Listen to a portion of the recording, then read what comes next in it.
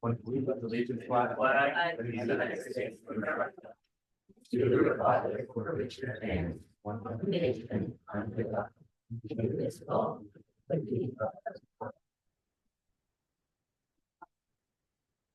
liberty. So before we start the public comment, I've got a brief statement. I'd like to say a few words before the public comments. The board has reviewed all the comments that have been sent to us.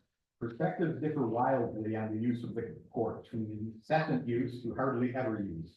Our reactions have ranged from, our meaning the board, reactions have ranged from leave it as it is to get rid of the pickleball line.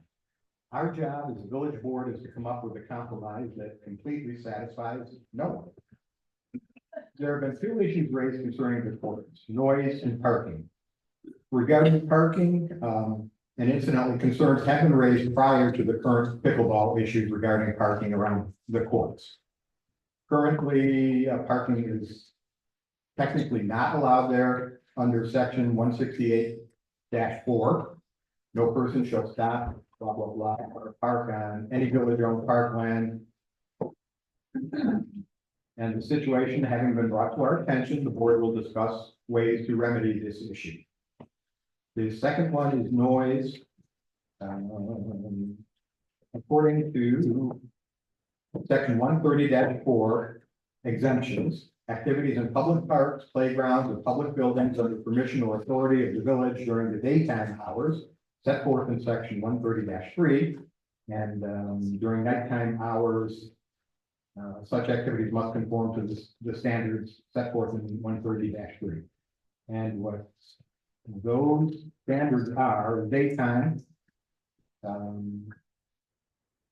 Monday through Friday, 7 a.m., Saturday and Sunday, 8 a.m., and nighttime, Sunday through Thursday, 9 p.m., and Friday through Saturday,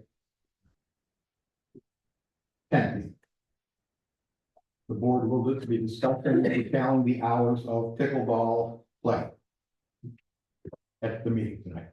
With that being said, we'll open the floor for comments, starting with Maggie McDonough, to whom the board is granting 5 minutes. We request that comments following her presentation be limited to 2 minutes per person. And with that, Maggie. Okay.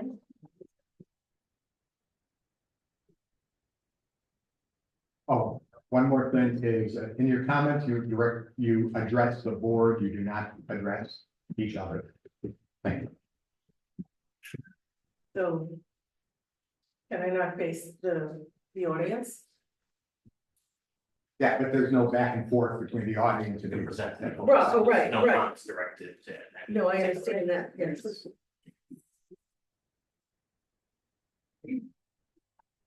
So I'm going to begin tonight with just something a little different. Yeah, sure, go ahead. Thank you. Thank you. So I have something to play for everyone tonight. Everyone I'm sure is fully aware of why we're here tonight. And I'm gonna start out with showing you what life was like in my house all spring, summer, and fall last year. And there happens to be a gentleman speaking here who's an engineer who was talking about the decibels and the nature of pickleball, and the pop, pop, pop, and all of that stuff. So I'm gonna start out with that. And we're going from a lawnmower to a garbage disposal. It's decreasing it. Pardon me, he's talking about when you put up sound baffling, like those rubber sheets or whatever they are for, to try to mitigate the noise. You put them up on fences around pickleball courts. So I just had to get them up. Not enough. But with tens of thousands of individual hits a day, relief can be elusive. Pickleball's top is gunshot's little brother.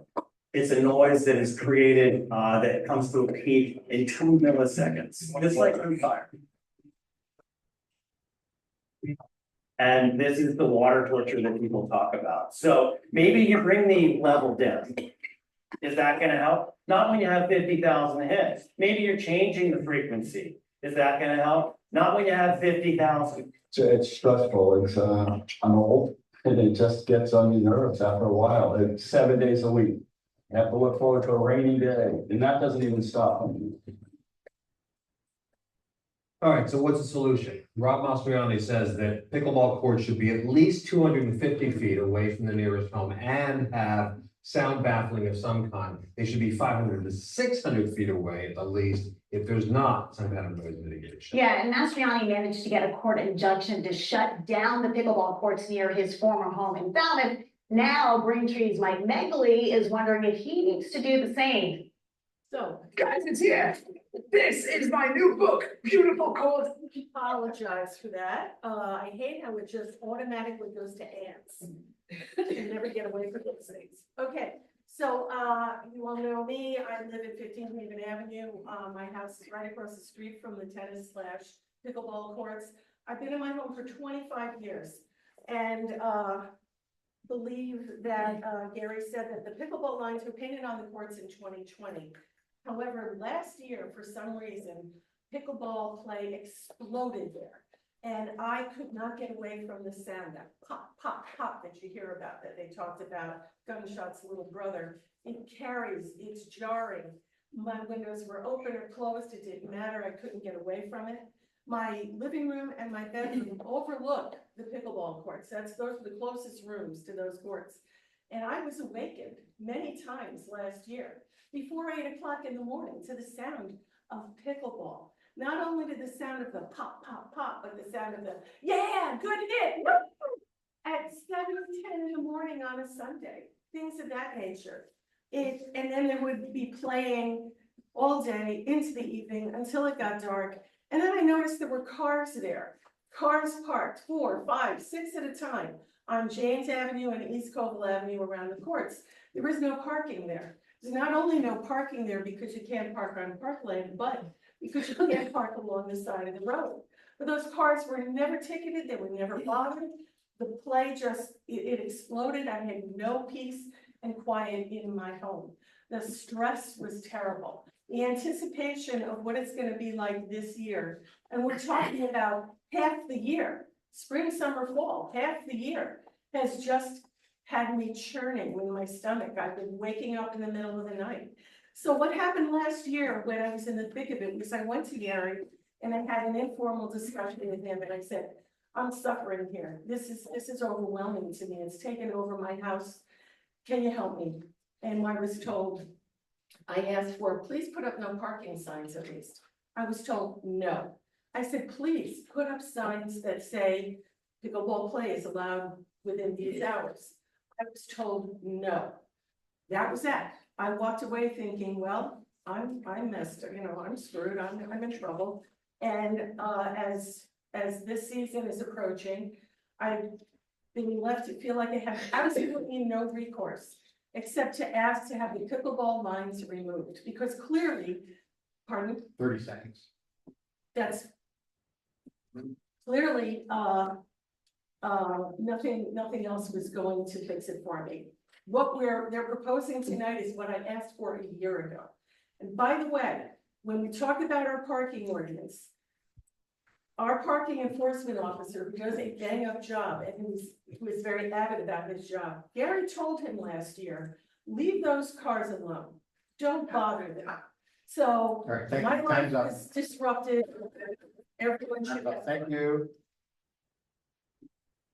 And it was a board decision at the March meeting last year to leave the situation as it was. In the March minutes I have them here. Well, you told me that it was to be monitored.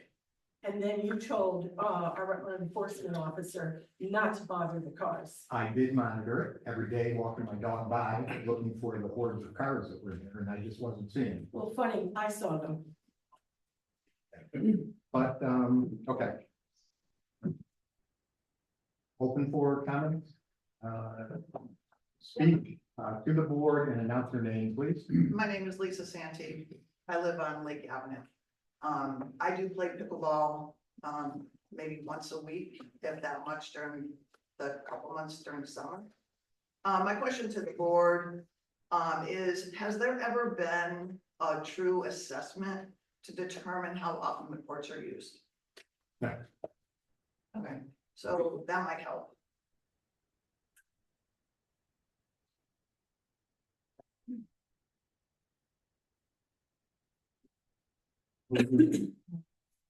I don't understand, why you don't keep these Steve, please. parks down at the ball field. You got plenty of room, we Could you cleared off a lot of land. Speak up, please. We cleared off a lot of land down at the ball field. And if you build a pickleball park down there, you're away from everybody. And they can have, you got. Okay, that is definitely a long-term solution that we're looking at. Okay.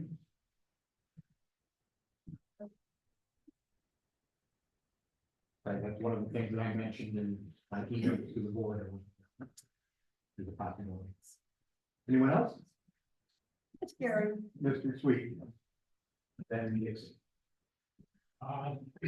First of all, I've been here for quite a long time. I've seen that particular parcel of land used for a breeding restriction, bicycle gymkhana, a kite flying demonstration, skateboard, rollerblade, tennis, obviously. All of those things, frankly, are a part of the village culture, part of the village recreational, and a part of the benefit of living here. They were designed as public spaces. Being a public space, you cannot define its use by saying certain people have to be excluded. Public means the people. If you've got a problem with parking, put in a parking spot. If you have a difficulty with noise, go down with a megaphone and say, shut the hell up, it's too early in the morning. If you've got a problem with time, set the timers. All of these things can be done, but don't involve simply stopping the use of that particular plot for something. Because once you start that, then that can mushroom all over the village, and what you're gonna end up with is a gated community that has no resources to attract new people coming in, and for frankly, our children should learn to enjoy this stuff with. As recently as a month ago, I was down there watching a father teach his daughter how to hit a tennis ball. Could have easily been a pickleball also. That's what we should be building for in the future. Thank you. Dixie, you next? Yes, I wanted to say, first of all, I'm not against the pickleball or the people who play it. But I do feel that, when you, I have a problem with parking. If you allow parking down there is a parking law in this village, right? Is can I park all over my street? You're gonna allow, the board gonna allow me as a village resident? I'm also a village resident. You allowed that to go on for quite a, monitoring is one thing. But you don't monitor spring, summer, and fall. You must have seen the cars there, you knew there was a problem, but it wasn't taken care of. And I find it very hard that you should tell the officer not to ticket people. I find it very, very unusual in this village that the board would do that. And I'm certainly against that. My name is Allison Gibney. I've lived in a few different houses around the village since 2006. And I just wanted to represent some of the kids here today. Girls, anybody that's a kid here that uses pickleball courts, can you guys stand up, please? Okay, so we got age ranges from like 8 to 12, 13, right? How often do you guys play pickleball? Every day, Okay. every week. Okay. Do you go to the pickleball courts first, or do you go to your phones or your TV or anything like that? Okay. Alright. We go after school though. Okay. Do you guys go on the weekends at all, or? Sometimes, but it's not too early. Alright. Well, I just wanted to introduce you guys to the people that really frequent the pickleball courts a lot, so thank you so much. Lisa? It's okay to, Yeah. okay.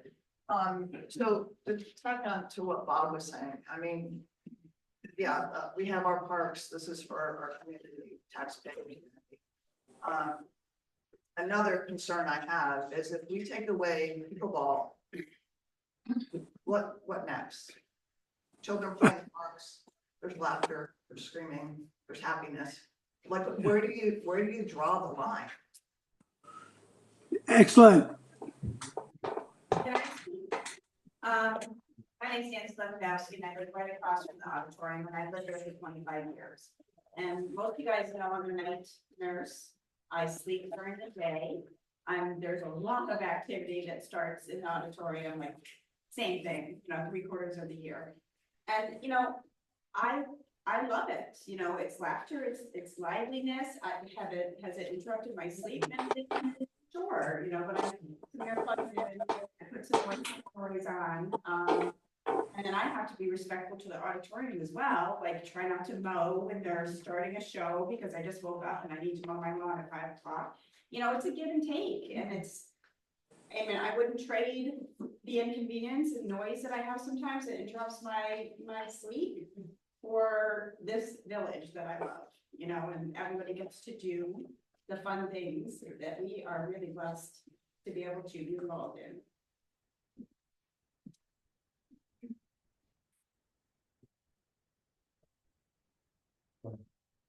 Thank you. Yeah, thank you.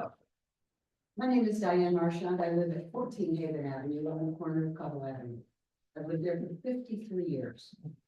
I've been playing pickleball on the village court since 2020 when the lines were added. It's a great way to enjoy friendships, fresh air, and laughter. When I'm not playing on the courts, I can hear the sounds of others using them. I have 10 windows facing the courts. And of course, I can hear the sounds of other people. I don't have air conditioning, so my windows are open if it isn't pouring rain. From spring to fall. Most of the nearby neighbors that I've spoken to have no objections to the sound, including the 2 homes, Kelly Wilson and Mrs. Buchanan, who are the closest to the courts. As for the parking issue, the village has provided parking or allowed parking at other village recreational areas, and I have some photos for you. I took them today. This is the baseball field, which has homes nearby. This is the basketball court, which has homes nearby. And this is the playground on Whitfield Avenue, which has homes nearby. And you can see that there's created parking areas in all of these places. This is a picture of the area outside of the tennis courts. There's plenty of space for parking to be created, whether it's just gravel like these examples or pavement, which has been done elsewhere. I fail to understand why this park cannot be given that choice. Not everyone who drives to the courts are from out of town. There are people who play down there that are village residents, they live in Griffin's Ridge and they live in Victoria and Windings. That's a fair distance from the courts. Some people choose to drive there. They may be going shopping afterwards. They may be going out with friends afterwards. It's not our decision to decide who drives where and who walks. I bet many of you within walking distance here tonight drove. Our taxes support many areas in the village that are heavily used by non-residents, and in fact, we encourage people to come here to spend money when we have fundraising efforts. This is not a private gated community. In fact, on the village website is this statement.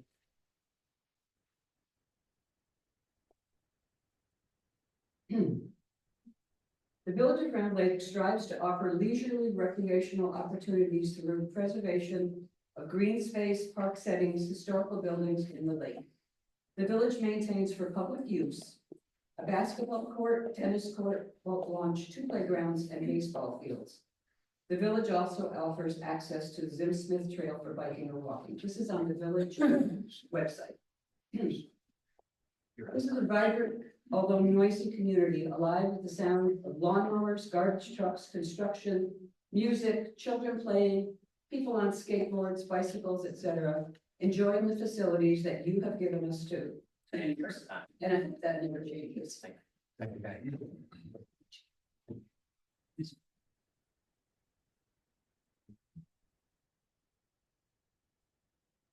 Mr. Pinkel.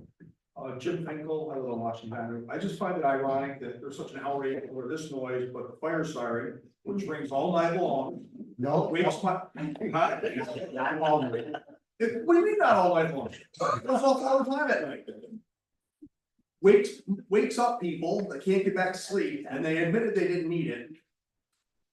Is just, that's a non-issue, so, I don't know.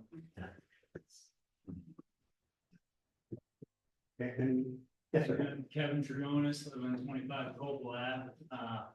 Moved here for 4.5 years ago, so right near the auditorium. My kids love it here, it's a great place, parks are awesome. You know, is the auditorium really annoying in the summertime? Yeah, it is, yeah. Is people playing the guitar at 11 o'clock at night annoying? Yep, it is. But it's part of the village. Is the fire absolutely happening? We can be out there every day. I chose to live here. And it's part of the village. I understand it. I get it. I see the benefits. I see the bike trip. I have the parks here for the kids. So I do understand the complaint. But I also understand that it's part of living around Lake. And I do appreciate all the things that are here locally within one. Thank you.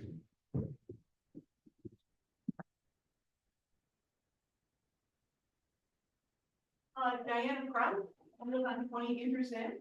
Dan and I have lived there for 39 years now, so right down the road from Peterson. And we have lived here for 39 years, and we don't really use the parks that much. I mean, we never had kids, we didn't do any of that stuff. And so the pickleball court, we actually have started using.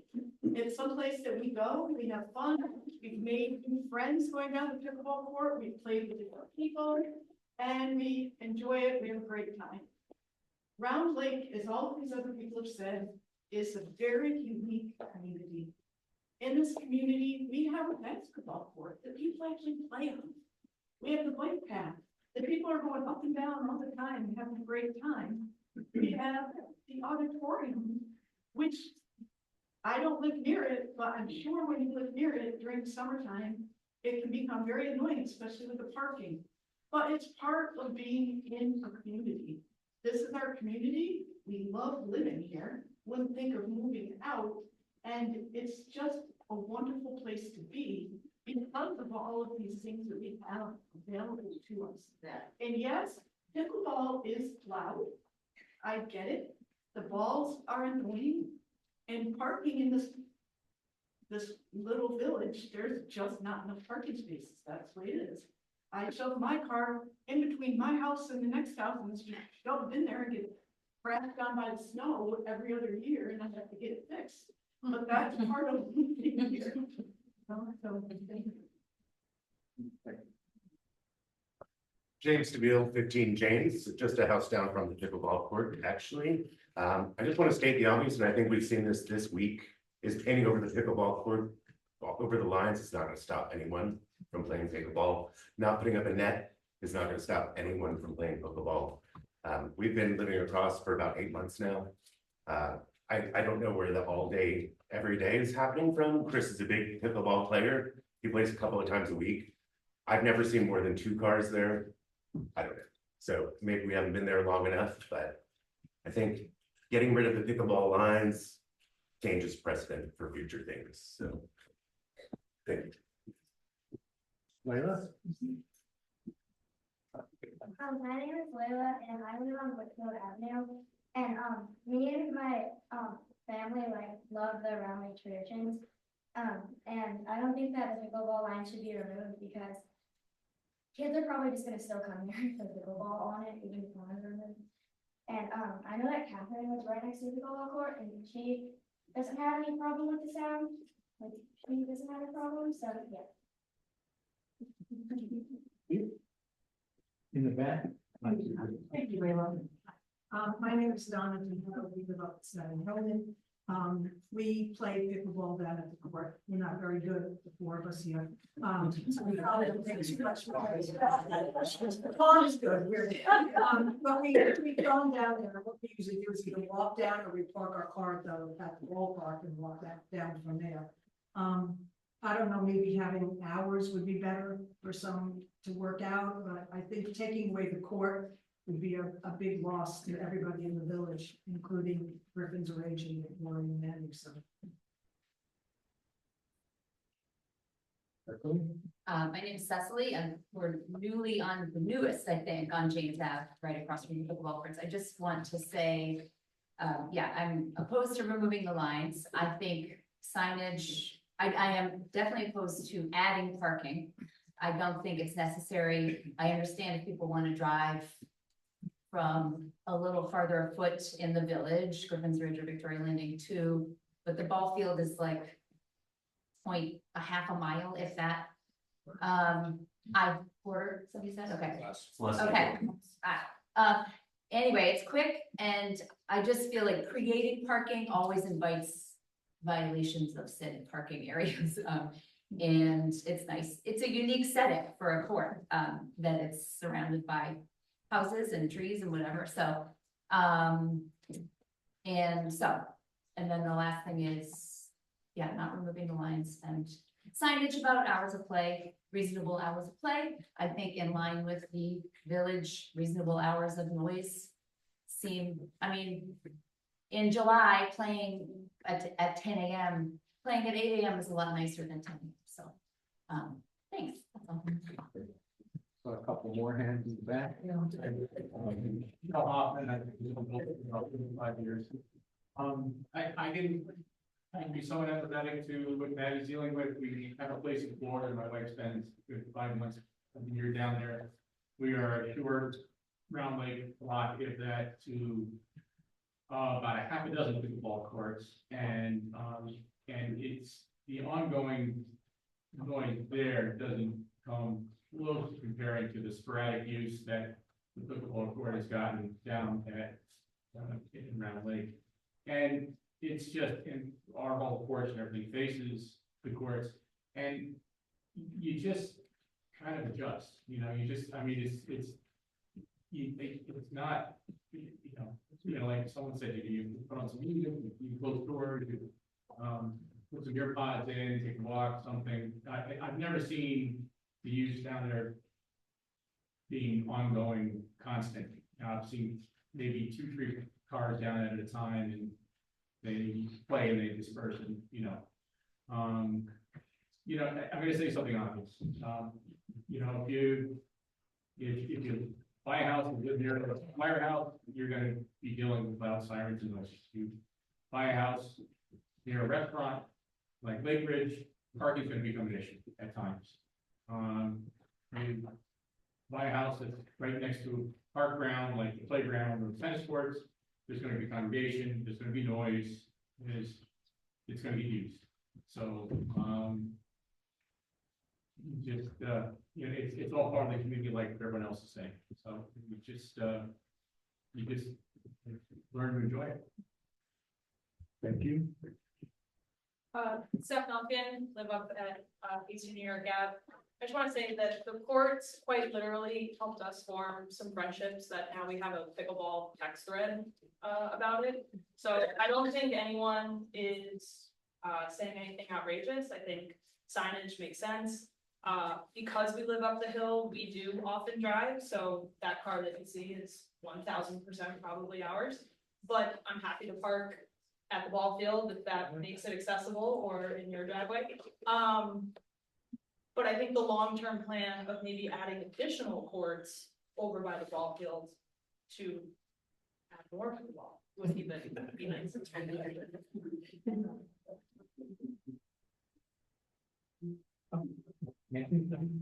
I actually wasn't planning on speaking at all, and just for the record, I didn't sign anybody's petition. But I am a big believer in compromise. I think the great thing is I'm so pleased that everybody has been very civil in terms of how they presented their sides. I think we all see both sides.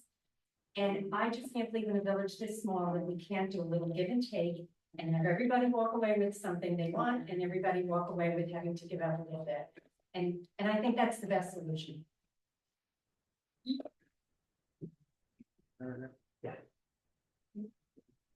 I'm Jennifer Wade. I've lived in the village for 27 years. I currently live on the loudest part in the village, the playground. And it's got some noisy years, some not so noisy years. The tennis courts, pickleball, they are being used differently than they used to. And that obviously is gonna take some adjustment to the surrounding houses. You know, and I think we did have a petition going around to preserve the lines, the pickleball lines. And, you know, so those of us who did sign it, we all signed a piece of paper that said that we intend to be mindful of the adjacent property owners. And, it's something to bear in mind, and it sounds like maybe some park hours are being considered. You know, you referenced the noise ordinance, you know, I guess according to the noise ordinance, technically, we always could have started our lawnmower at 7 o'clock in the morning if we wanted to, but we're not gonna do that, because that would cause some unhappiness with our neighbors, and we don't wanna do that. You know, would you want a lawnmower started on your window at 7 o'clock in the morning? No. So, you know, if some park hours were being presented that were maybe even different than the current noise ordinance hours, you know, I can see that. I can understand that. I mean, there's houses that are just right on top of the courts. I do have concerns over parking there. The only experience I had was seeing a lot of cars parked there. Last year was on Saturday mornings, I would come back and there were a lot of cars parked around the park, and they were sticking into the road, and one time they were blocking the road. There's 2 fire hydrants on one side. There's 2 stop signs. I don't believe you can't park within 15 feet of a hydrant. You can't park within 30 feet of a stop sign. And given the position of the utility poles and the trees and the dog poop thing, like, where would you, and where would you, you know, falling within vehicle and traffic law, you know, and where would you even stick spots there that would, I don't know, and. You're at time there. Okay, well, what Cecily said, they're gonna break the law, I mean. Hi, my name is Teresa Solaric and I live at 4 Lake Avenue. And just to echo some sentiments here, I have developed amazing friendships and I finally found something that I can play and have some fun at. And I find it just ironic that I text or emailed Sue and just said, hey, it's pickleball season, can I help set up the nets? Is there a big broom that I can sweep? And then like the next day I heard about the complaints from Maggie. And so I'm a proponent of playing pickleball. I'm also one to definitely have the compromise. I agree there's gotta be some type of hours. I wouldn't wanna hear it at 7 a.m., but I'm sure we can come up with something. And I really hope we do it soon, because we're missing, now we have some great weather, so thanks. Hi, my name is Eva. I'm a member of Brandon. I've lived here all my life. I haven't played pickleball much until this year, but I've gone to the pickleball court to play with my friends and family. And I've seen other kids and families come to play and enjoy the fun of it. I assume all of us kids are loud, but we're kids. I don't think we should remove the pickleball line. Of course, the sound is disruptive, but removing the court will remove our fun, and that's all us kids are worried about. The pickleball court has allowed me to get off my phone and enjoy the nice weather with my friends, so I really don't think we should remove it.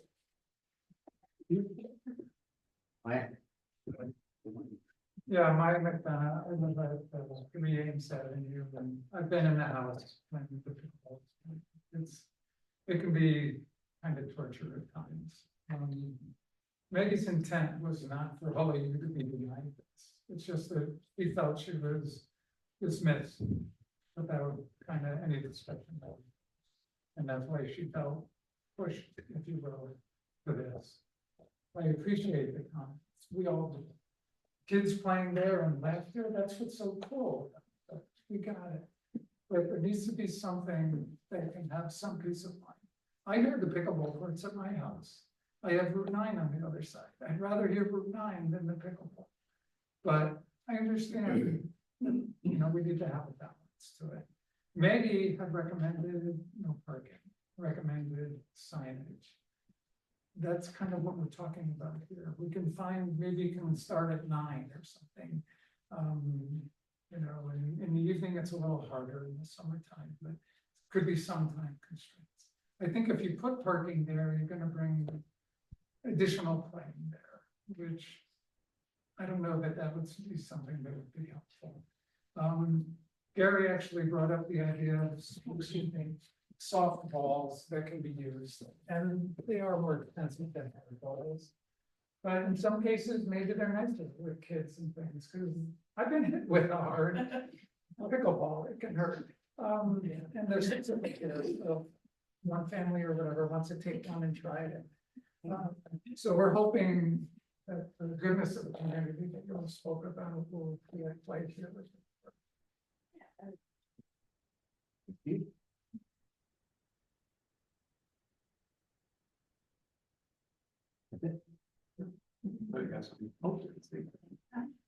One last comment that, regarding the amount of use that the pickleball courts are getting. As I told you, I live right there, so I see it, and if you're ever in my living room, that's my view. The courts are my view. And there are days that go by when nobody's playing, days, and I'm not talking about rainy days, I'm talking about sunny days. And it's not being used from 7 in the morning till 9 o'clock at night. Some of the people that come there just play for half an hour. And it's also being used by tennis players. So the amount of use that it's getting has been greatly exaggerated.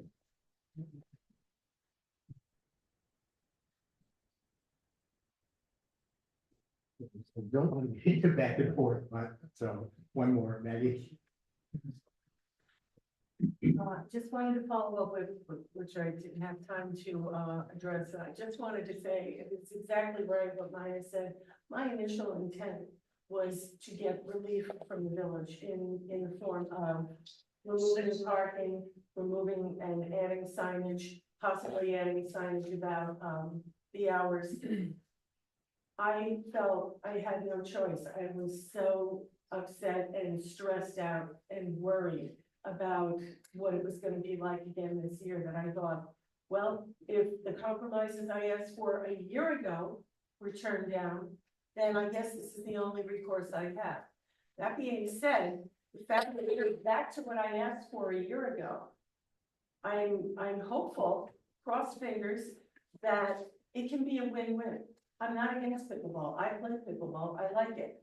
I never anticipated how the frequency with what those courts were used was going to change my life the way it did. I couldn't be outside. I couldn't be on my porch. Couldn't be in my living room. I hated, I used my living room like 5 times last summer in the fall. It's awful. I know some people say, well, I don't hear it. Well, I can't speak for anyone but myself. And that was my experience. And all I'm looking for, my ultimate goal, really, and my original goal, was not to remove the lines from the court, but was to get some help, some relief, some sort of solution that would make playing there okay and restore some peace to my home. That's been my experience. That's why I have been so doggedly trying to get a remedy here. And those balls there in that box, there's 6 of them in that box. If you want that, anybody who's interested, feel free, help yourself, take them, use them. It's my gift to you. And I'm hoping we can come to a mutually beneficial solution. I also have, this is one copy I have, others I'll give to all the board members, but this is what I emailed everyone and I requested suggestions. Please put up signs, no parking, please list hours. And even though it's not enforceable, encourage in the spirit of civility and good neighborliness, encourage people to try using quiet balls, which was Gary's idea to begin with. So credit where credit is due. I hope you can have a mutually beneficial solution to this. I don't want to keep dealing with this stress and anxiety that I've been living with, that maybe no one else has, but it's been my reality. And I want it to be over. And I want to go back to enjoying everything about living in this village the way I have for 35 years. Thank you. There and then in the back. Marianne Purvey, I'm relatively new to the village. I bought the house on 6 James. and have spent 3 years restoring it, so I'm pretty tired. Anyway, I've got some background in, municipal planning and real estate, and I think the exciting thing is everybody here wants parks, and I think that's awesome. I think planning for parks is part of what good, governance is part of, and I know there's 15-acre parcel. I think it's called Griffin's Ridge Park. Am I right about that? That's been approved, it's in the minutes, that it was approved like a year ago or recently. Van Staten. The north. So whether I'm right or wrong about where it is in the name, the point is, if we have parkland, should we not have a committee that's dealing with planning for how to use that parkland? And might there be a compromise where we can put, turn that back and forth? Who knows, but just plan so that it's in accordance with just keeping a peaceful community. So I'm volunteering to be on that committee if you want. But I love living here, and I'm really excited that kids let me get out and play. It is noisy. I totally support that. I sit out on my porch only in the warm weather, and I work constantly, and it's just like it is whatever. I got a little ADHD, so I was like, but it is distracting. However, I think there's compromise, and I think everybody here's open to that.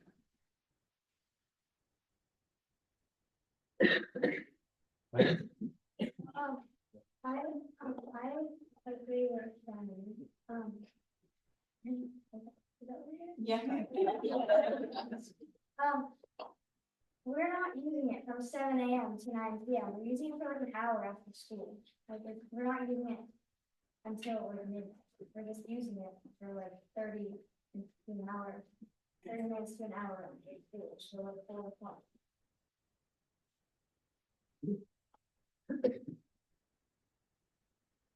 I am Osaka, I live at 7 James Avenue. I just want to say, when we moved here 11 years ago, I was going through a very serious health matter. And there were people in the village that came together. There was thoughtfulness, and there was a lot of support. It's part of why I chose this village.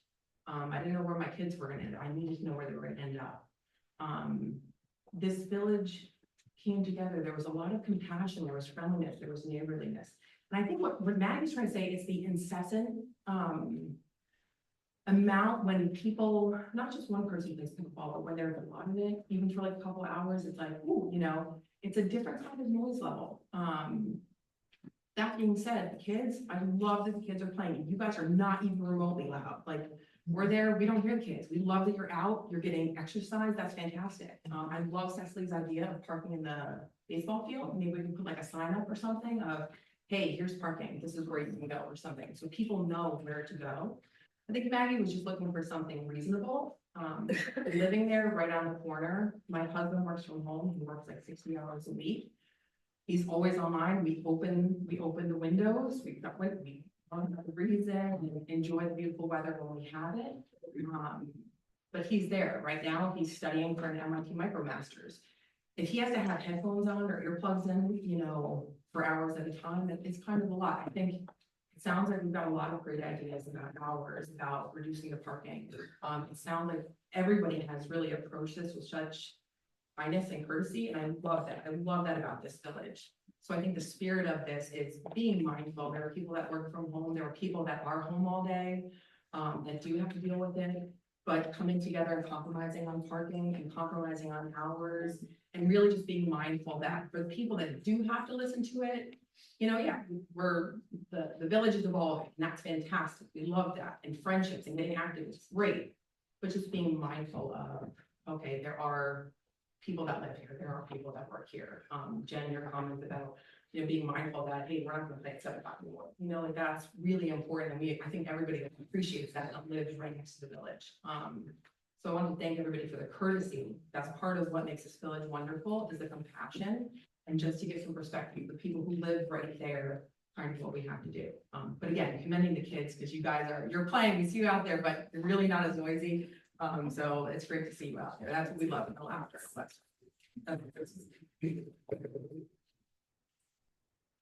Any last comments? There's support about pickleball. I'm sorry. May I ask a question about something other than pickleball? Absolutely. My name is Kyle Tyson. I grew up on Mortal Around the Lake. I grew up on that tennis court riding bikes and playing tennis. It's an awesome place. I can understand the noise issues. On the other hand, I've lived in apartments with not enough parking for the building space that's available and kids scratching every car in the parking lot with rocks. Sometimes you can't get around bad things.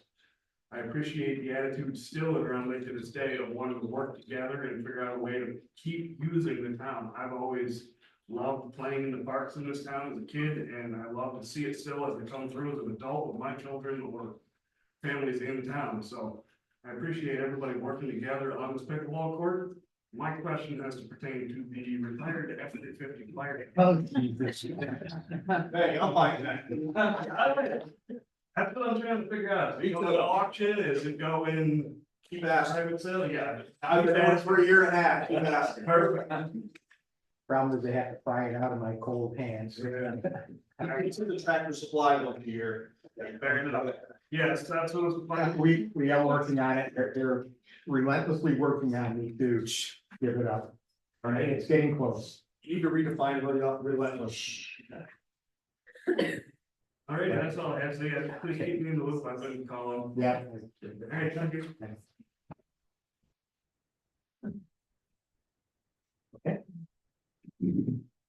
I just happen to have a resolution here that I would like to propose. Whereas the village board recognizes that pickleball play results in more noise than tennis, the board sets forth the following. Pickleball play shall be allowed Monday through Fridays between 8 AM and 8 PM, and between 8 AM and 6 PM on Saturdays and Sundays. Signs shall be posted at the courts with this information. In addition, the board requests that players consider the use of the quiet foam balls.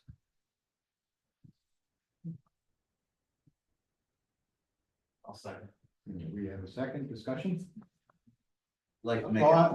If you had something you wanted to. No, I'd like to amend the resolution.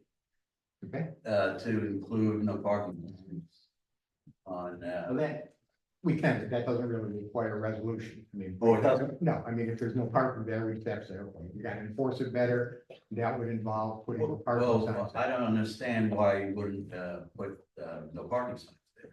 I think we can do that as a separate resolution, I'd be more happy to. Okay. What are the hours again? 8 till 8 and 8 till 6. So why would it be restricted on the weekend? Hang on. We're discussing here. So we're discussing the hours, that's the only part of this resolution that we're discussing. Yes. Hours and signage. On the courts. Okay. Putting up no parking signs doesn't require a resolution. Public parking, even if it's something. That was my point. Yeah, okay, so we'll just have to do that separately. Yeah. Okay. Can you repeat the hours again, Gary? Sorry. Pickleball play shall be allowed Monday through Friday between the hours of 8 AM and 8 PM. And between 8 AM and 6 PM on Saturdays and Sundays. Sign shall be posted at the court for this information. And parking information. Yeah, so I think a couple of folks have raised the point around the baseball field, and I know I've discussed it with the board in prior discussions. It's about 1,000 feet. It is 2 minutes and 45 seconds. Yeah, For an old man. Yes, it's not long at all. There's ample parking over there.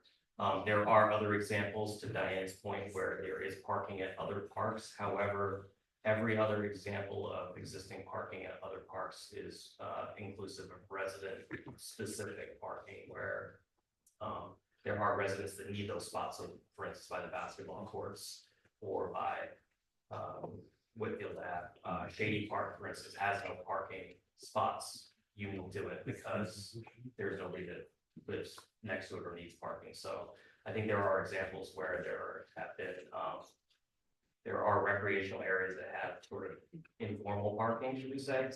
But I think in this instance, there's an ample parking lot right next to the courts within a couple minutes. And one of the things I love about the village personally is its walkability, right? And so not having to drive 200 feet or a quarter mile or 10 mile. I mean, I like to walk Belias, I like to walk, check my mail. I'll even walk up the hill every now and then, to your Victorian Landings folks. So I think if the Victorian Landings folks want to come down, and there's plenty of parking there at the baseball field, so I think we should put signage there, that would let people know that, and I think also too, it'll just make the area safer. It is an intersection there, people are coming off Route 9 and up Global Avenue, and having the parking there can cause some safety issues, so I think it is banned right now as it is, we need to do a better job of enforcing it, and I do think we ought to have signage as well to that effect. Because there are people that just don't know the rules of the village, and it is a hotspot area. That's all I'm gonna say. I just wonder if, well, I guess we'll find out, if the board's happy with the hours. 8 to 8, 8 to 6. I can understand the shortening of it on the weekend. You would think that, okay, on the weekends, you should have longer hours. I understand what the point being, I think the rationale behind it is so that the folks that live nearby do have some time in the evenings on the weekend to enjoy themselves, and most of us are off on the weekend. I understand some people do work on the weekends. However, you have the whole rest of the day on the weekend to play. And then the folks that are retired or don't work during the weekdays, they get 12 hours. So by my math, that's what, 60 hours during the week and another 10, 20 hours on the weekends. That's 80 hours available playing pickleball. It's not bad. The only thing that I would like to see added to the signage is putting up a signs, like some informative signage about the quiet pickleballs. So that way people that might not know that there is quiet pickleballs can be informed, hey, be kind to your neighbor, use the quiet version of the pickleball. And I think what this all boils down to is treat others the way you want to be treated. If you don't want a lot of loud noise in your front yard, you should take actions to not create a lot of loud noise in somebody else's front yard. And I know none of this needs to be part of the resolution, the parking signs or anything, but I think it's important that people that are interested in this topic understand that we as a board are going to make some changes to accommodate both sides of the debate. So although we do not need a resolution to put up a no parking sign, we do not need a resolution to put up signs and information around pickleball. I want to make sure that we do that and with relative quickness. Because I think we ought to respect everybody's points of view on this. I have a question about the pickleball. I don't play, I don't watch, but so if you've got two people playing on two different courts, are there like, is it like a tournament? Like, do multiple people come and then you kind of switch out? And so at any time you could have, say, 20 people and they're playing. No, I'm not saying playing, but like standing sideline to come in. It's essentially 2 tennis courts, is what we have Right, here, but right? but people waiting to sort of switch out. But that's not specific to pickleball, they have tennis as well. Yeah. We Right. used to have a tennis tournament, I think Mr. Sweet was the champion one year, and we had lots of people. I'm just trying to The understand, unique because I situation know with what I was hearing is that there's lots of people. So I was just wondering, I didn't understand where the lots of people were coming. 4 people play at once, that's it, max, and people can rotate in. But you rarely have both courts on your private. You play 4 Okay, hours. okay. Never 2 courts.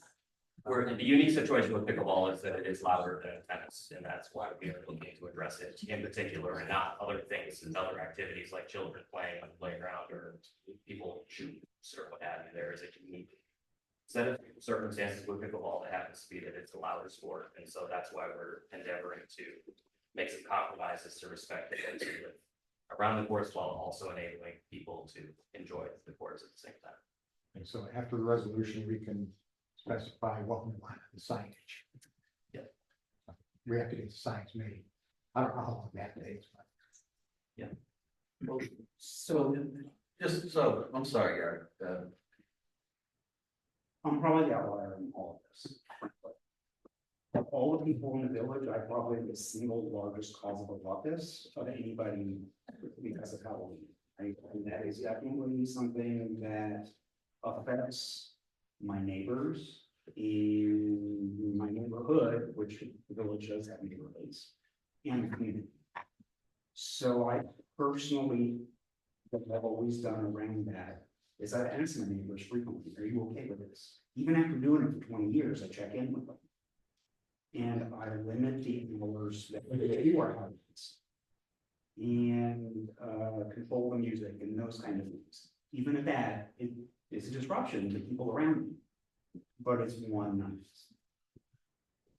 What I could do is more than once I've had the newspapers and the TV stations come and say, hey, we want to talk to you about this.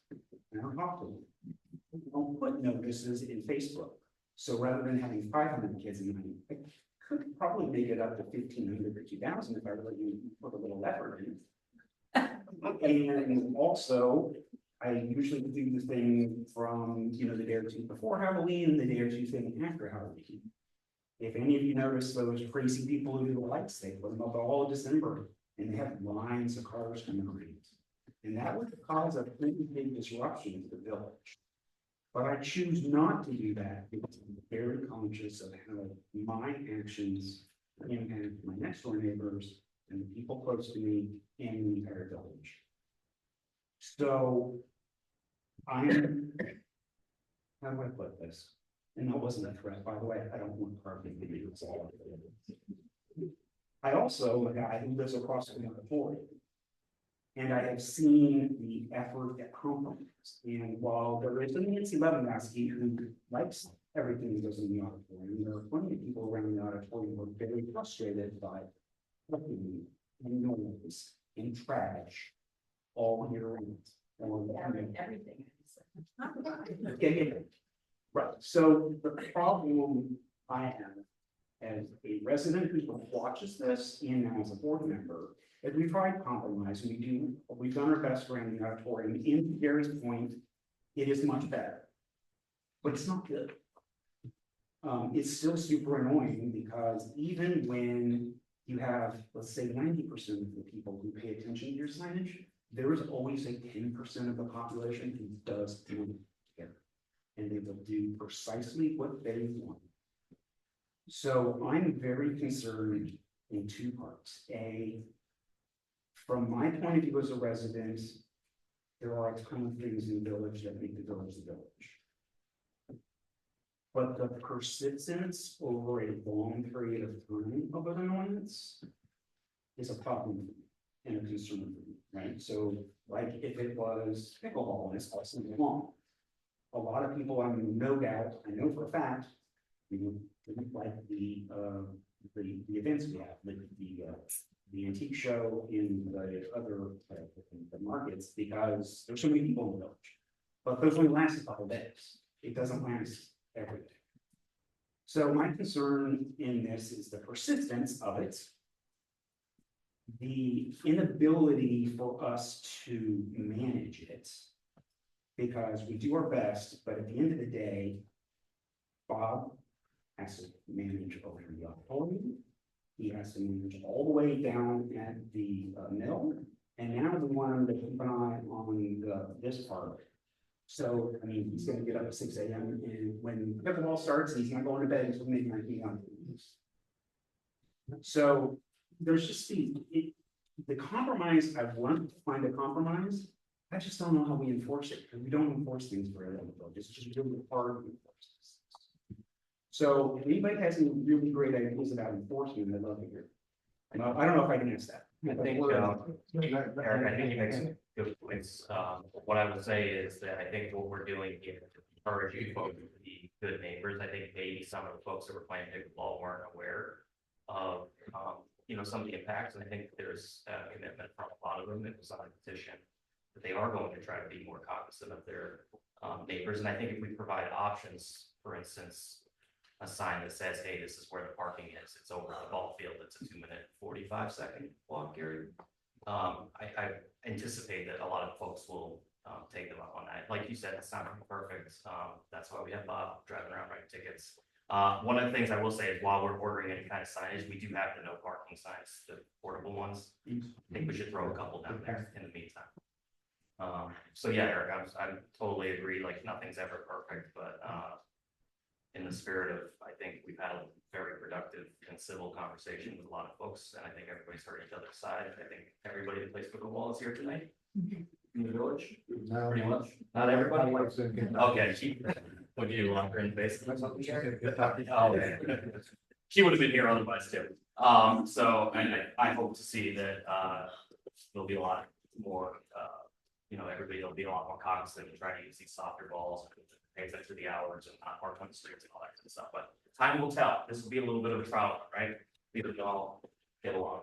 Spread the word to the people that don't get here and wouldn't be at the meeting, that we're going to and trying to make some compromises and some changes to We could put flyers about the softball. share that information. Stuff like that. So, One of the things I just wanted to mention to probably help out, there was never any intention on the board's part to be punitive for people using the courts. And there was never any intention on the board's part to close those courts. The intention of the board was to make this happen. Basically, we shut it down so we could get some input, and we got it. So I just want to clear that up. I don't want you to think that we're trying to punish people. The other thing is I do share Eric's views. I think, quite honestly, I wouldn't want to live next to a pickleball. But I don't have to worry about that because I live next to a church. And it's only happens once a week.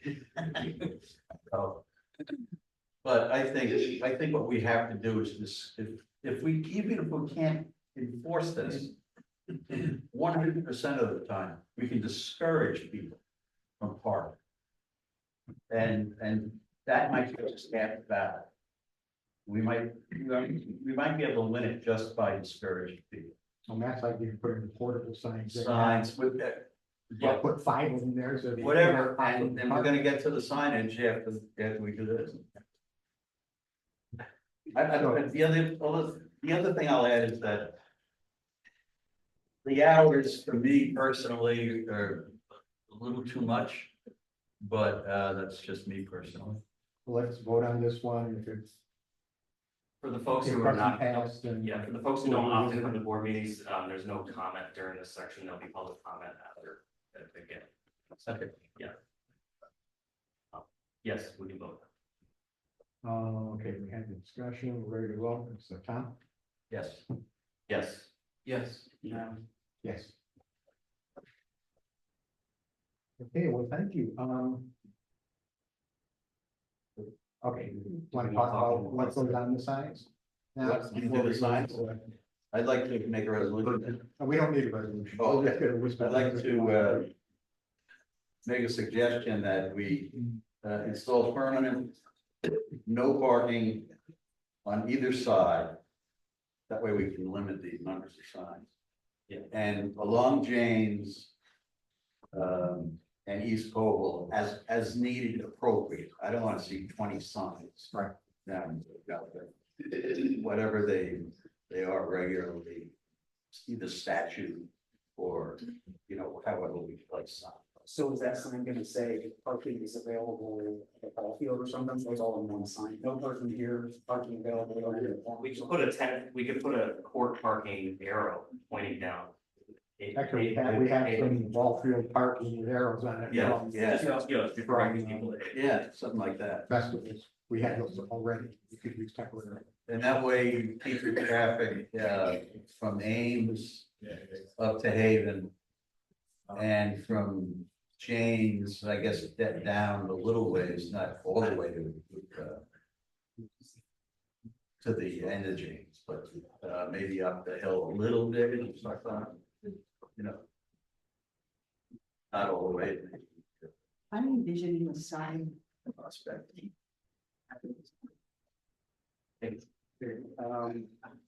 With the hours of operation.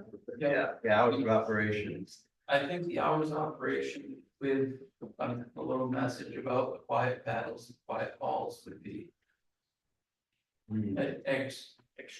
extraordinarily important for We may want to consider like we do with the basketball court. All Yeah. money with a couple of basketballs will be provided. Incidentally, they're for- They want to be forward. Send a couple balls. We have like those little signs with one over by the Vince Smith, we have one over at the auditorium, something more simple than that probably, but we can something with flyers on it about, information about this. I think it would be great in the directions. We can talk about what that looks like. But, a simple plaque with rules and regs, like you would see it like a swimming pool. Yeah. That's all we would need, and attach that's, tennis court / pickleball court, rules and regs, and then put a suggestion there for the softball, I think that'd be fine, no parking, agreed, we gotta limit the other one, but make it so that it's obvious where those places are, and I think we can start with those temporary ones. I think a couple people have brought it up, and I think it's actually a good idea to investigate, we have a lot of space at the mall, so maybe that is something as a longer term. So jumping on the tangent. I think I've confirmed this repeatedly, the Parks Committee is defunct, right? I would suggest that we. Department fund? Department in the Parks Committee. Oh, defunct, I'm sorry, I thought you said the fund. No. Yeah, okay. So I think it would be a good idea for a lot of reasons to try to bring it. I agree with you. You raising your hand? Sure. Eric, can you repeat everything you said? Unfortunately, we couldn't hear anything because they want to talk. The park, we've had a park committee in the past. I'm sorry, I missed your name. Marion. As you suggested, it would probably be a good idea for us to bring that back. Excellent. There are a couple different non-pickleball. There's a couple If we other could be quiet so we can hear the board, it would be appreciated. Oh, yeah. Thank you. So anyway, yeah, I think I suggest we bring back the parks. Okay, great, that would be bad. And we'll have to figure out how to do that. So, one other suggestion. Have you given any thought to closing that one, the east I side don't want to do that, too. That's. of the court? Just, so you have some fencing there, so. Balls don't All fall dark street. green out. On the Parks Committee, could that be urged into the committee that I'm currently chairing? They just need me to jump up and do something. No, it would make more sense to be divided with the tree. Because they over. Yeah. Yeah, it's all. I imagine the fence in the rest of that court is somewhere in the $10,000. Yes. Yeah, I would like, I said it cost $70,000. It doesn't have to be the entire, No. side. Doesn't, it could be partial. You're 3/4 of it. So Can we get some estimates of them? I had my son does project engineering for the big company, and I had him pricing out the cost of new tennis courts. Oh, new courts? Yeah. Yeah, that'd be- starting from grass, Okay, and he said between 30 and 50,000. okay, but to fence in what we have, I'm talking about. Oh, yeah. It would be about $10,000 for, give or take. Okay. That is price. Yeah, oh, yeah, it's fencing is incredibly expensive. Yeah. I think the majority of costs of the new court would be fencing. Yeah. For the big piece down at the ball. Yeah. That stuff, Scott. Oh, I was at Boyd United. Okay,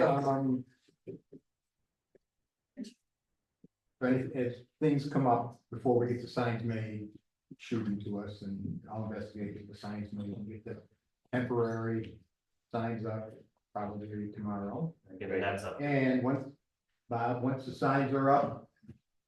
I had one question on that. Is that going to include just the street or there's two sections of law, the street and the park, they park on the grass behind it, off the street? Oh, that's the parking.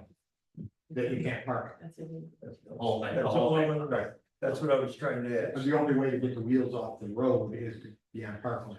Right, so there's two sections of the law to be enforced there. The once those signs are up there, Okay. go to it. All right, the next order of business, if we're done with this for now, is the personnel policy discussion. So if any of you are interested in staying for that, feel free to, otherwise, we'll take a short break. Thank you very much. Thank you, everybody, for coming tonight. Appreciate it.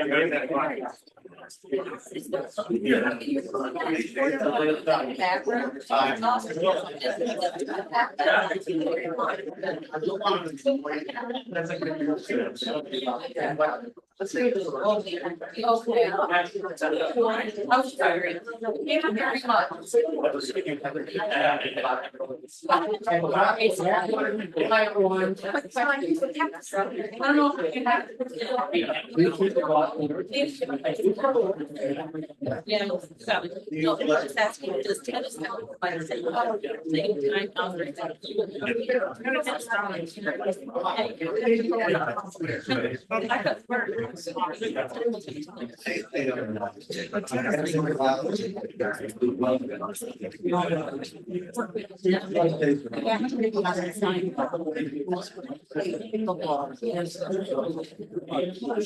You put everything that's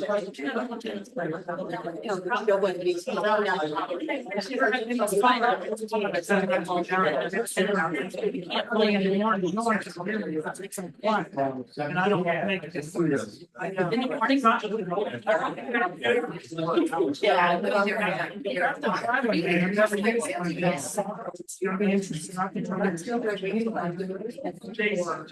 It actually bounces better. And they're gonna get. They're made for.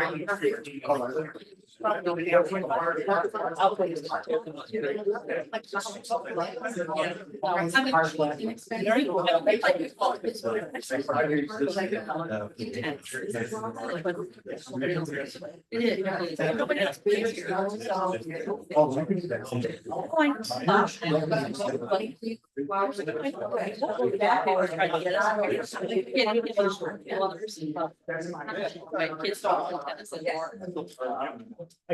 So I'm not gonna encourage them at this point, they're. Exactly. Like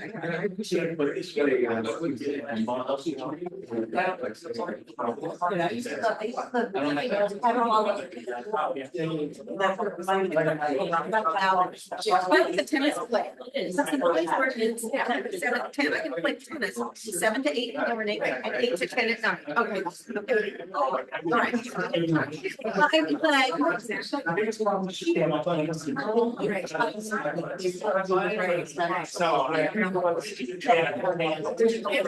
I don't play tennis. I don't play tennis. I'm like this. Like if I want to do something else, like weekends on the court.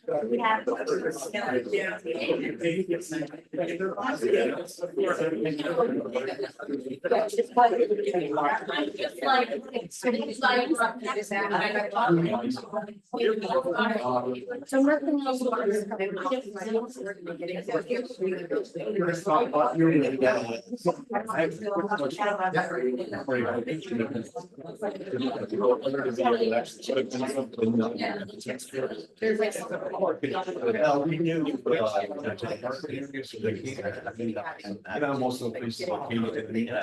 What I said. Right?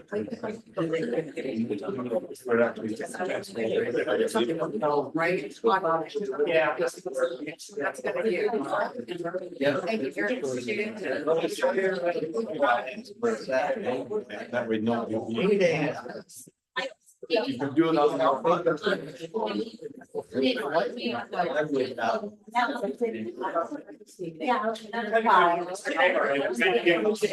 They're gonna stop up. Give me a minute. Yes. We don't look at the night.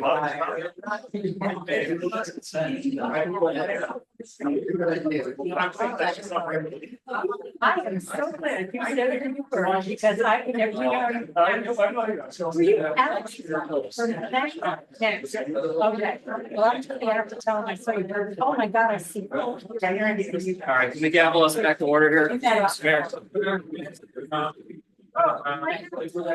And. Oh, yeah.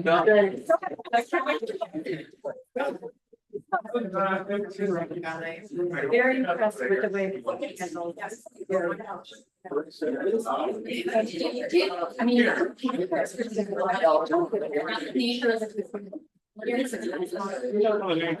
Oh my God.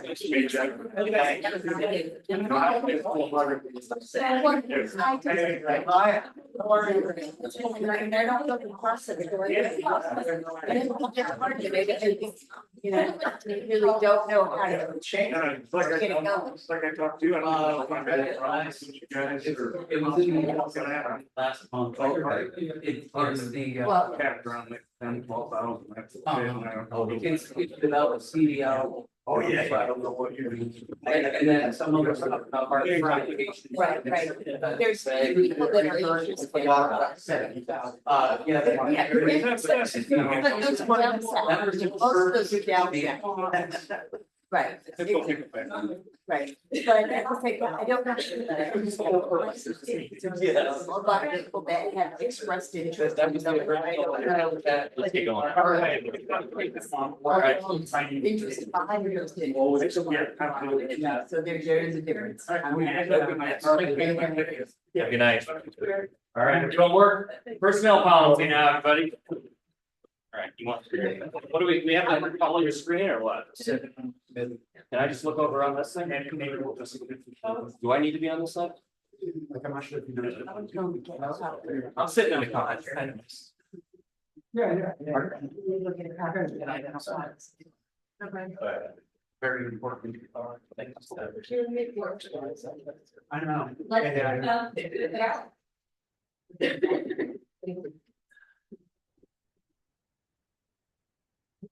We're back in session.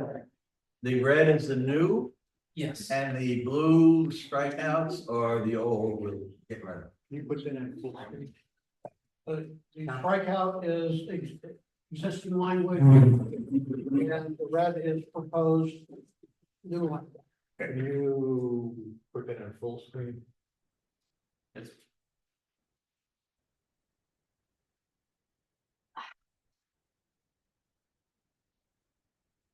What page is that?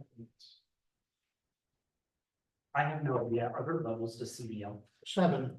There are 7 No, levels to CDL. he was answering my question. and that's, there are different levels to CDL, there's class A, class B. Do we need to be specific? As we're among that. Um, Like, I have no idea what the difference is. But you have, I not think, do we have any tractor trailers? No. Then we do not need to be specific. However, we may want to mention a air brakes certification. Do we have air brakes? I believe all the big trucks have air brakes. That's not part of CDL. It's a separate endorsement to a CDL. the CDLs have different endorsements, I have a B. And my endorsements allow me to drive the big Greyhound buses and school buses and certain, up to certain weights of vehicles. but we had to qualify it on air brakes too. So, There is class A and class B. Class A, you might be able to calculate this, class A is tractor trailers. yes, How about, number of axles, weight, Yeah, weight has something to do with it. how about? Oh, there it is, oh, you just put that? Yeah. Oh, how about if required, since we don't know if it's, I'm sorry, how about? if required, or since we don't really know if it's required. Or how big a deal it is, or. Well, chances are really pretty good that the big truck they just bought is air brakes. yeah. I mean, it's I was testing that new truck special. Right. My other question is, and I don't know this either, is there any kind of special requirement in New York State to plow? Like, do you have to drive a plow? Anything? CDL. No, I believe that just CDL. Okay, I didn't know if there's anything special when they like trying to play on private. I don't think so. I didn't know. That is surprising. Any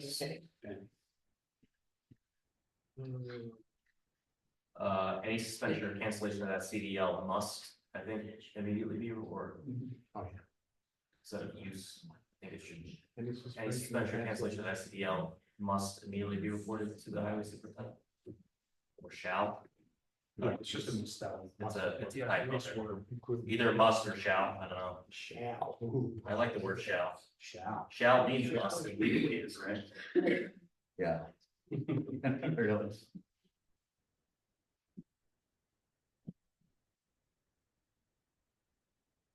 Shalom. Shalom. Do we already, what's the New York State lanes program? License event notification service. Yeah, but what is it? Like, did we not use it before? And the fire department uses it for monitor because they want fire truck drivers. And we piggyback off it. All the DPW employees agree to allow their But that, license. but that didn't show us that, Ryan didn't have a CDL. It did show us that he had court. Oh, it did, okay, yeah, so we go with that, okay, so we can use it. Yeah. So this first paragraph, any other changes or objections or comments?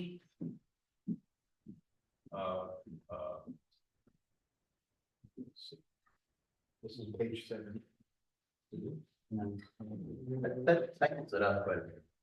Do we need to strike the word use there though? It's just, CDL use. it should be the CDL shall, I don't think we need the word use there. Yeah, why would we use the use? So just get rid of the word use. Immediately.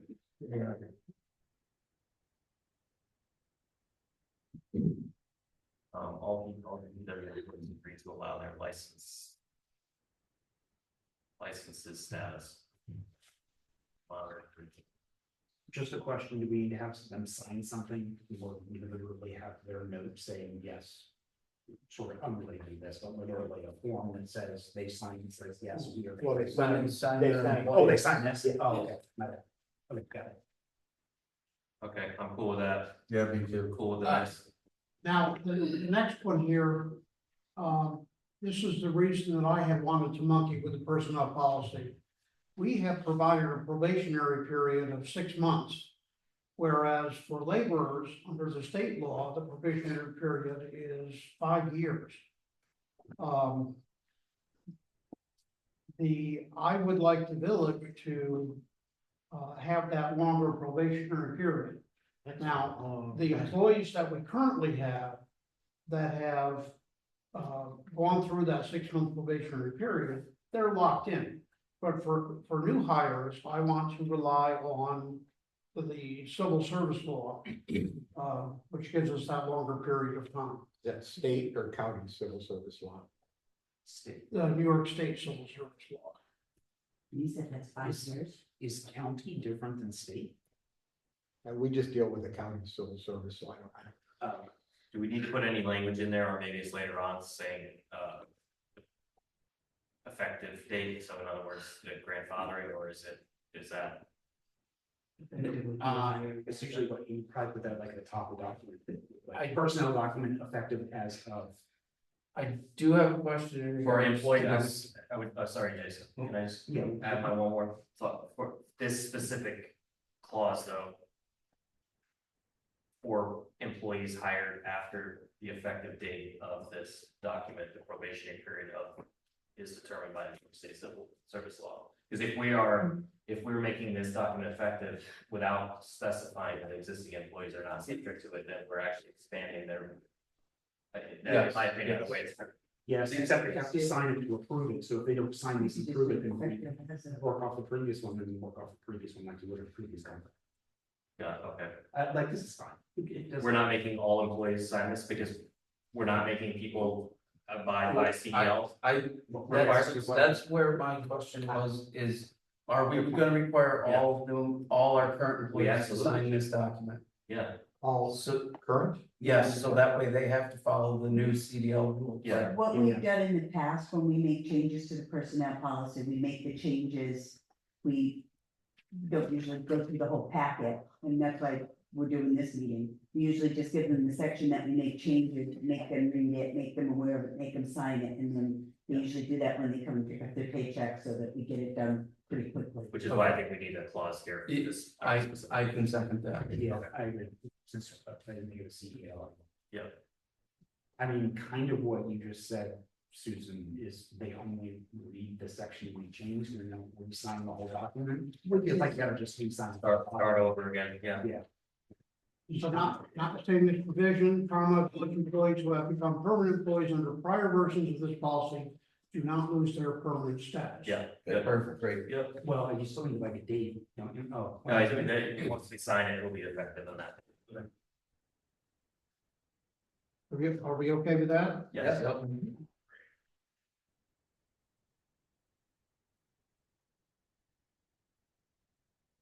Which nine now?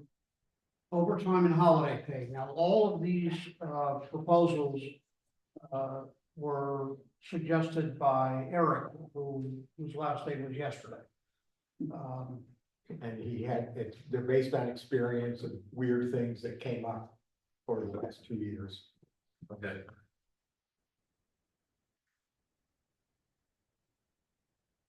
I did read this already and I had no concerns with it, I'm just rereading it. The only question that I have is, why are we basing overtime off of 40 hours instead of an 8-hour workday? Is there any rhyme or reason? I think that's the way it is done in most communities and has traditionally been done here. I mean, if I work 10 hours in a week, I get 8 hours straight and 10 hours, 2 hours a week. Correct, that's how.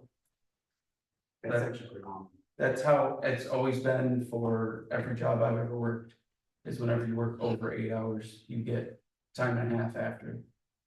For that particular day. Right, otherwise you work 20 straight hours and still get your regular pay.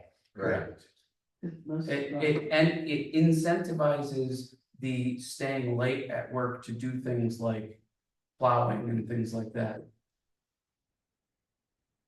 But if they, But okay, that's kind of their, Okay. that's kind of their job. hypothetically, you're doing a 40-hour work week, so you're working 8 hours Monday to Friday.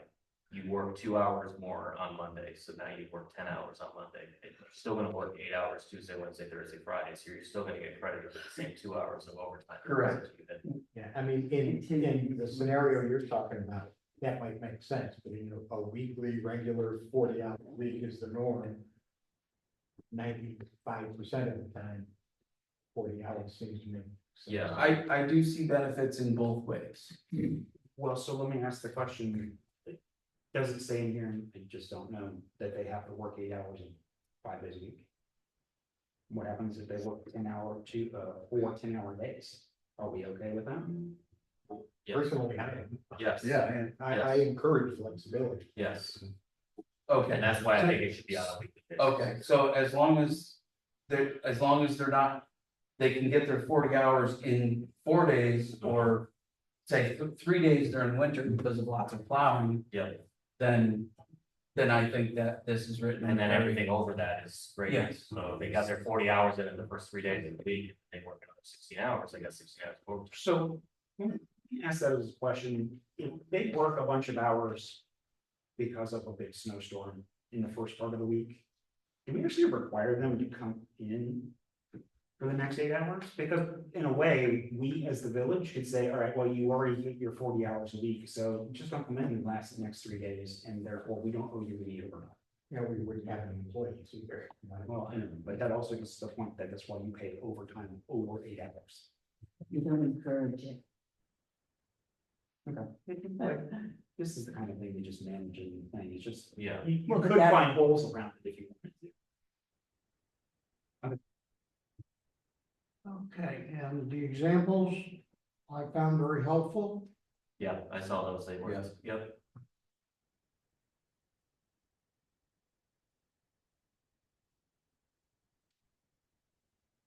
Can you just go back, real quick, Tom, to the part that was struck? I just want to read what the policy was.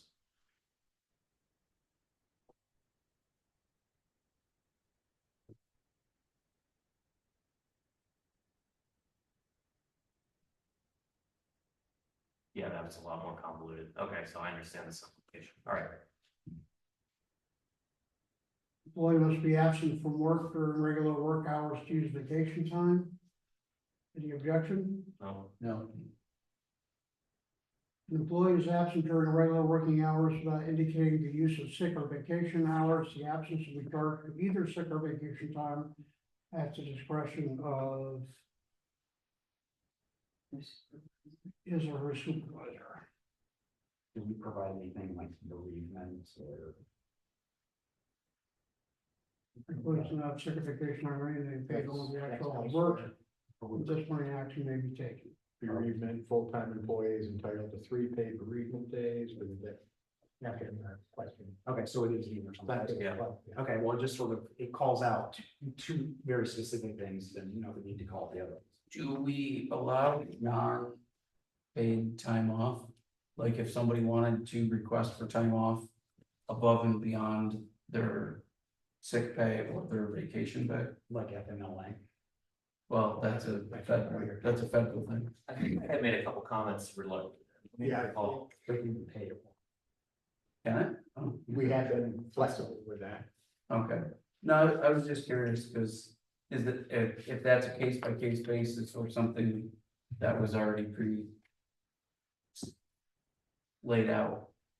Procedurally wise. Don't have anything here saying take whatever time off you want and we're okay with it. So, but we have worked around. Okay.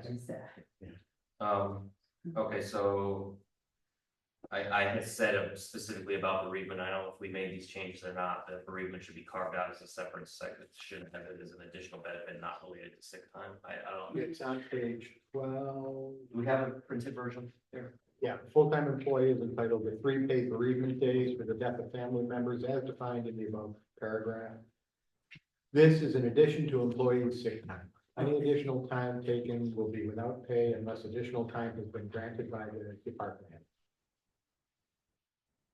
So I have a question about holidays, and this is just.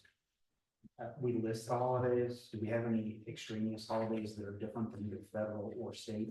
I mean, is it just worthwhile saying we will follow the state or federal holidays? And that way, if any of there are changes, we don't have to change things later. When we spell out things, then that's what it is, whereas if it changes, it may not be a big deal. Okay, this is the section that sorry, Eric. I don't think we have any additional days to this. Right, so we just follow the Yeah. federal standard. Yeah. And it's federal and state, and we don't have any. So I don't think New York has- we had Juneteenth. Yeah, We're just federal now at the moment. so page 12, COVID-19. Wait, I was gonna say page at the bottom, it's page 11 of the sick Okay. days, the sick leave. Yeah, As- so as we it need, refers to COVID. we need to get, so by sick leave, COVID needs to be totally struck, and then we need to totally remove the entire section on COVID, because it no longer applies when we revoked it. So, we have a section of COVID-19 that says, oh yeah, by the way, we revoked it, we just need to delete it from the policy, because no longer applies at all. So keep going down to, there's another section. Under, in the family sick, or Yeah. COVID-19. Yeah. personal time. Yeah. So we need to totally strike that entire section because it's no longer. I'm sorry, which section? Keep going down, Tom. Under sick leave, Yeah, keep going down with the family sick. yeah, leave. right there, COVID-19, there you go. So I have a quick question. That entire section. Just put in next pandemic. I was gonna say, we literally put in infectious disease. No, because I think what we did with this was we mirrored the Department of Health CDC guidelines at the time, which allowed for additional time off. So in any future infectious disease, it's likely that they would just take regular sick time, and unless at that point CDC has another set of guidelines, then we would probably adopt those as a one-off. But this is no spreads all over the place. Yeah, and then my comment around bereavement was that I don't think bereavement ought to be listed under sick time. I think it should be actually a separate section. It says this is in addition to. Yeah, so that's why I think it should be its own section, just like we have holidays, we have sick time, we have jury duty, and bereavement should be its own section entirely and not listed under sick time, because it's actually an additional paid benefit. Where is it? It's under Bereavement sick is right time, above COVID. just above Yeah. COVID. So I just would say, Right, I'm looking for FM family FMLA. It might fit. Family sick leave was above bereavement. yeah, Not family sick leave. Is that what FMLA is? Yeah, Well- FMLA is family medical. FMLA is 12 weeks unpaid, which is federal. I don't think we need to have anything in our policy around it because it's federal. But for New York State, New York State's got different. Yeah, they have New York State paid family leave act as well. Okay, we have do FMLA. our employees pay into that? Yes, I believe so. Page So three, then we that have would that. be an additional benefit. So maybe add it after FMLA. I would which is actually on like page to, three. yes, Add a separate section for bereavement after that. correct. Yeah, which is what Tom's doing now. I think we, I'll shut up.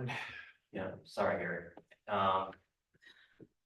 This is in addition to, yes, the only other thing about the bereavement section. Watching this. Oh, I know why you're stuck here. I'm stuck here because Is this interesting? yeah, actually. Stop. Something I might want to, because this position is something I might want to do someday. Okay. That's a perfect. I would do every once in a while. As a trustee or as a? No, Mayor. Mike, Mike, Please.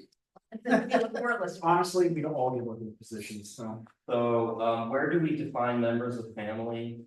It's in the top of sick leave, right? Persons to be considered members of family. So we do reference that again under bereavement. So one suggestion would be to have a definition of persons or family, or under bereavement, we would just say refer to. Oceans of ink have been spent on the issue of who is a family. Right. And the way the law is kind of settled out is that if you live with a group of people and you call them your family, they're your family. Yeah, yeah, so maybe we don't define family member. then. Right. Okay, so we should strike family. Under sick leave, persons to be considered as members of an employee's family shall. What page is that, Matt? It's under 11 on mine. It's right under sick leave. Oh, gotcha. So right here, yeah. We actually define who that is, so do we want to strike that and just say? We add it to the ocean. Yes.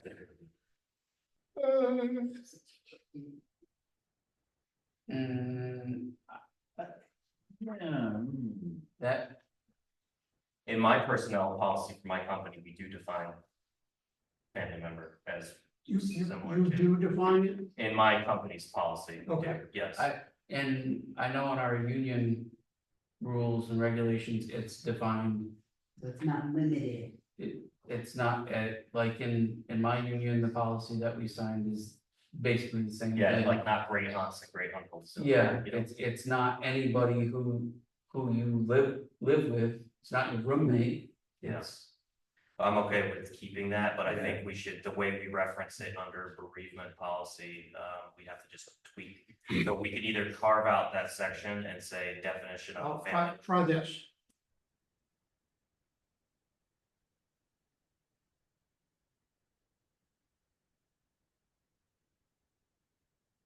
So it looks like it's limited to husband, wife, Now, should it Well, that be doesn't really significant other or partner? No, you just- Yeah, not he adds or any other, or any person. well, but then that's just, and you said that didn't count. We include pets in my company's policy, actually. Right, but I thought you just said that if Really? if you're Yeah. living with somebody, you're sharing Maybe define. a roommate or something. We it's do. not. I'm more the crazy way. Bring that up at the next union meeting.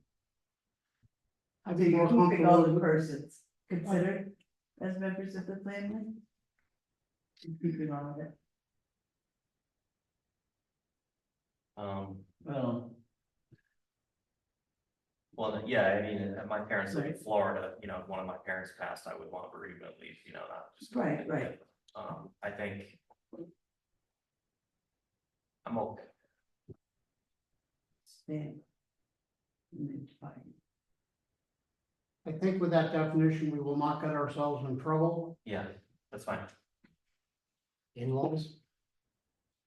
Mother and father? Well, you have partners who are not married, Wow. same-sex couples. Right. Yeah. Who is considered the family unit? What is considered the family unit? Do they have to be married to get bereavement? Under this, they can live in sin happily, and one passes away, that's considered a family member. Okay, so any person with whom. Oh, I didn't see that. Yeah, I did that. I just added it. Now, going back to bereavement, which is lower, we said, because we moved it, it says the prior paragraph, so we wanna say, defined under sick leave. As defined in the above, Yeah. section. Yes. Okay, I thought you were moving that to page 3. I think I have one other comment. Yeah, my other comment that I sent was, how does village leave policy interact with New York paid family leave? And if you want to mention anything about it in our policy, our village employees eligible for it. I don't know, do village employees pay into New York paid? I think everybody in New York State is. Yeah, okay, because I know there were carve outs, like my wife's a teacher and she was not, because she's under a collective bargaining agreement. Was not subject to New York paid family leave. Okay, so I don't, like, I guess I don't. She does not pay into it, they get unpaid.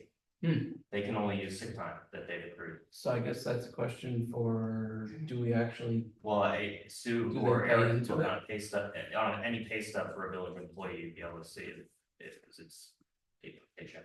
I mean, technically, we ought to fix that. Is there is there a New York paid family leave on a pay stub for a village employee? They don't take anything out of our. I don't think there's a. It's just- NY, if it say NYPFL on it, I have to look. okay. It's I a guess small, I it's a didn't- very small amount, it's usually Right, like but I guess I $1. didn't, you know, I never. I think it's maxed out at like $800 a year. Um, So if employees, because I don't know the answer to this, village employees may pay into it and they may not, but we should probably include a section about New York family leave. I would agree. Because, I mean, regardless of the New York State. FMLA does exist, whether it's paid or unpaid, so it ought to have a section in there. FMLA is unpaid 12 weeks, yes. And then potentially it is paid in the state. Yeah, we could just say the village will honor any state or federal statutes regarding that. So we're just gonna keep revising. I would be okay with that, Yeah. because it changed. Yeah. We say something to those that effect, Tom, that under something along to the effect of the village will respect or honor any federal or state policy in addition to this policy. That way we're covering ourselves for any, like if somebody wants to take 12 weeks off unpaid, they are entitled to. Through. Under federal law. Yeah. And if someone, and if someone wants to take, I think it's 8 or 12 weeks of maternity or paternity leave, they're entitled to under state law. Yeah, did you say anything about paternity or maternity? leave? That's NYPF. That's the PFL, NYPFL is paid family leave. So you want to say the village will honor. Village will, you put it in your legalese, but something along the lines of comply with any additional leave policies, federal or state. New York State. Yeah. Yes.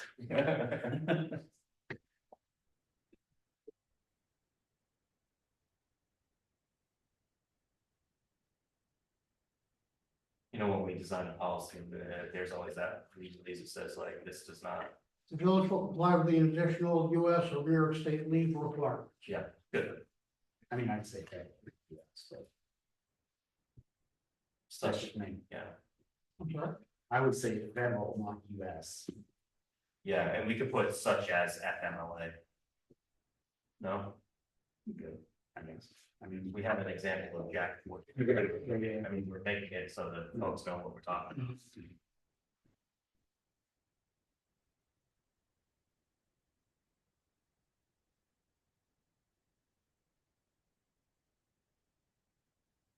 All right, going once, That's all my comments and I'm going good. twice. I'm good.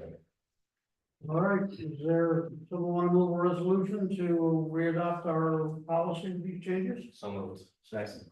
Discussion? Yes. Yes. Yes. yes. Yes. Motion to adjourn. Uh, Do we have public comments? Wait, that was very impressive. She loves to speak And, publicly. but you went over time, I mentioned that. I was like, okay, I'll give you one comment, Layla, but two is an agreement. Oh, she asked me, I said, go for it. You're the one. Yeah, do it. Talk all you want. No, she's got politics in her feet. Right there. Well, she was telling Catherine what was going on, which was hilarious for me. I will. Weird dog. Motion to adjourn. Second. Okay. Thank you all. Albany meeting is Deanna, 7 to 6. Yes.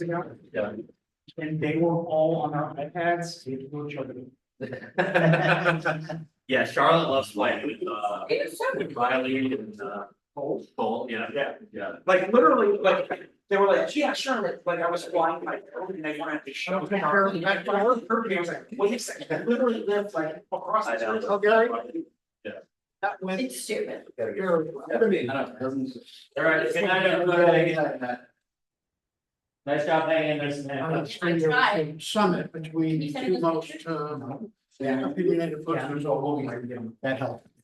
I was just, this is all the videos and everything out there. Didn't even know that people that much, but I couldn't show them. You want to play yelling? Yeah, of course you have.